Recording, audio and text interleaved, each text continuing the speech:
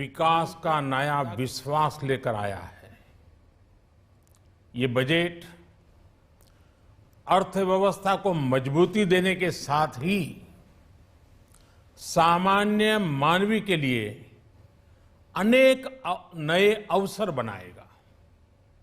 ये बजट मोर infrastructure, more investment, मोर growth और more jobs की नई संभावनाओं से भरा हुआ है। और एक नया क्षेत्र और खुला है और वो है ग्रीन जॉब्स का। ये बजट तत्कालीन आवश्यकताओं का भी समाधान करता है और देश के युवाओं के उज्जवल भविष्य को भी सुनिश्चित करता है।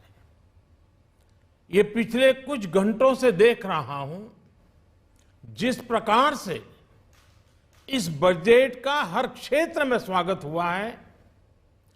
सामान्य मानवी की जो सकारात्मक प्रतिक्रिया आई है उसने जनता जनार्दन की सेवा का हमारा उत्साह अनेक गुना बढ़ा दिया है। जीवन के हर क्षेत्र में आधुनिकता आए, टेक्नोलॉजी आए, जैसे किसान ड्रोन हो, वंदे भारत ट्रेन हो, डिजिटल करेंसी हो, बैंकिंग के क्षेत्र में डिजिटल यूनिट्स हो, 5G सर्विसेज का रोल आउट हो, नेशनल हेल्थ के लिए डिजिटल इकोसिस्टम हो। इनका लाभ हमारे युवा, हमारे मध्यम वर्ग, गरीब, दलित, पिछड़े, ये सभी वर्गों को मिलेगा। इस बजट का एक महत्वपूर्ण पहलू है गरीब का कल्याण। हर गरीब के पास पक्का घर हो, नल से जल आता हो, उसके पास शौचालय हो, गैस की सुविधा हो, इन सभी पर विशेष ध्यान दिया गया है। इसके साथ ही आधुनिक इंटरनेट कनेक्टिविटी पर भी उतना ही जोर है। जो भारत के पहाड़ी क्षेत्र हैं, हिमालय का पूरा पट्टा, जहां जीवन आसान बने, वहां से पलायन ना हो, इसे ध्यान में रखते हुए भी नई घोषणा की गई है। हिमाचल, उत्तराखंड, जम्मू कश्मीर, नॉर्थ ईस्ट, ऐसे क्षेत्रों के लिए पहली बार देश में पर्वतमाला योजना शुरू की जा रही है।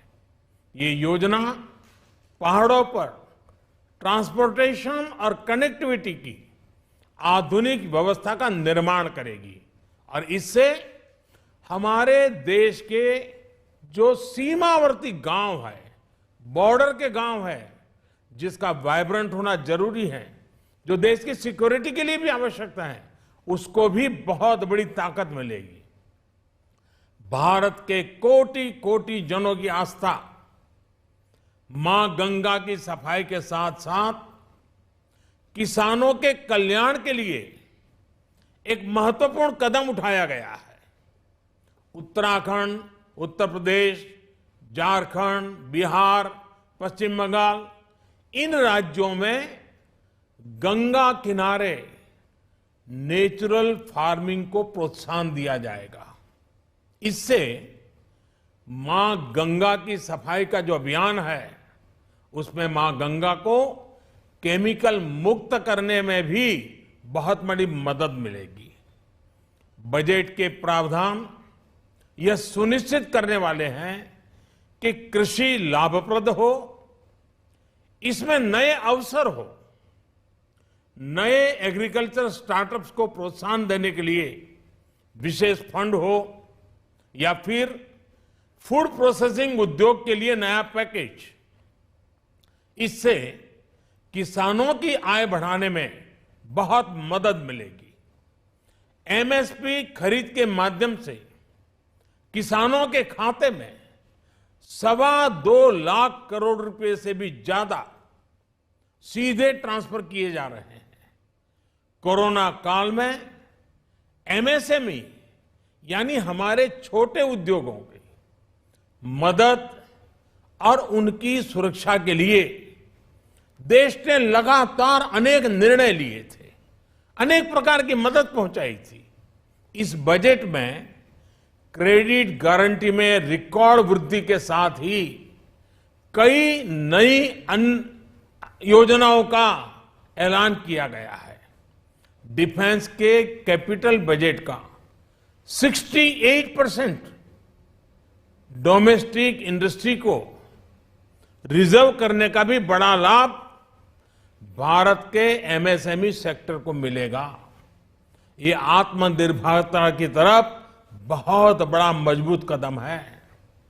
7.5 लाख करोड़ रुपए के पब्लिक इन्वेस्टमेंट से अर्थव्यवस्था को नई गति के साथ ही छोटे और अन्य उद्योगों के लिए नए अवसर भी बनेंगे।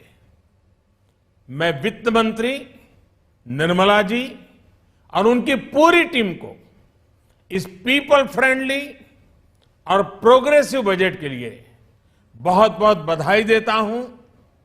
कल भारतीय जनता पार्टी ने मुझे सुबह 11 बजे बजट और आत्मनिर्भर भारत विषय पर बात करने के लिए निमंत्रित किया है। कल 11 बजे मैं बजट के इस विषय पर विस्तार से बात करूंगा। आज इतना काफी है। बहुत बहुत धन्यवाद।